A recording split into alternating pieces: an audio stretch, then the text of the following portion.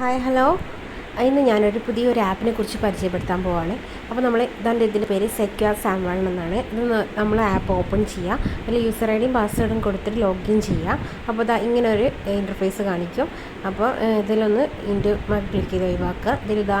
ഇതിലുള്ള ഓരോ ഇൻവെസ്റ്റ്മെൻറ്റ് പ്ലാനിനെ കുറിച്ചാണ് ഇതിൽ ഡീറ്റെയിൽ ആയിട്ട് പറയുന്നുണ്ട്. അപ്പോൾ ഞാനിവിടെ എടുത്തിട്ടുള്ളത് 1000 പാക്കേജാണ് കേട്ടോ.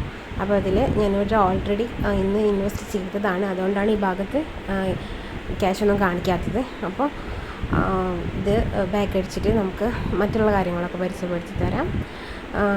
Then first of all mine എന്നുള്ള ഓപ്ഷൻ ക്ലിക്ക് ചെയ്യുക. ഇതിൽ നമ്മുടെ ഇൻവിറ്റേഷൻ ലിങ്ക് ഉണ്ട്, നമുക്ക് ആർക്കെങ്കിലും റെഫറൽ ചെയ്യാൻ വേണ്ടി നമുക്ക് ഈ ലിങ്ക് ഉപയോഗിക്കാവുന്നതാണ്. ദെൻ അടുത്തതായിട്ട് ഇവിടെ ഈ ഭാഗത്താണ് നമ്മൾ ബാങ്ക് ഡീറ്റെയിൽസും കാര്യങ്ങളൊക്കെ കൊടുക്കേണ്ടത്.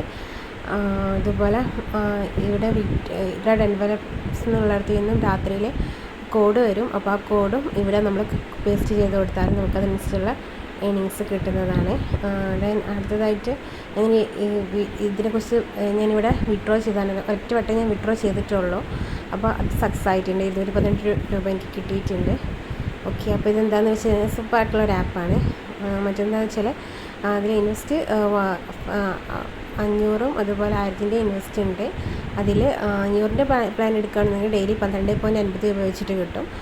1000 പ്ലാനാണ് എടുക്കുന്നതെന്നുണ്ടെങ്കിൽ ഡെയിലി 25 രൂപ വെച്ചിട്ട് കിട്ടും. എല്ലാ ദിവസവും രാത്രി നൈറ്റ് കോഡ് ഉണ്ടാകും. അപ്പോൾ കോഡിനനുസരിച്ച് നമ്മുടെ എല്ലാ ദിവസവും കോഡ് ടൈമിൽ നമ്മൾ എടുത്തു കഴിഞ്ഞാൽ നമുക്കതിനനുസരിച്ചുള്ള എമൗണ്ട് കൂടി കിട്ടും. പിന്നെ വിഡ്രോയിലൊക്കെ സൂപ്പറാണ്, വേഗം തന്നെ വിഡ്രോ കിട്ടുന്നുണ്ട്. ഞാൻ രാവിലെ വിഡ്രോ കൊടുത്ത് വൈകുന്നേരം ആയപ്പോഴത്തേക്ക് നമുക്ക് വിഡ്രോയിലൊക്കെ കിട്ടുന്നുണ്ട്.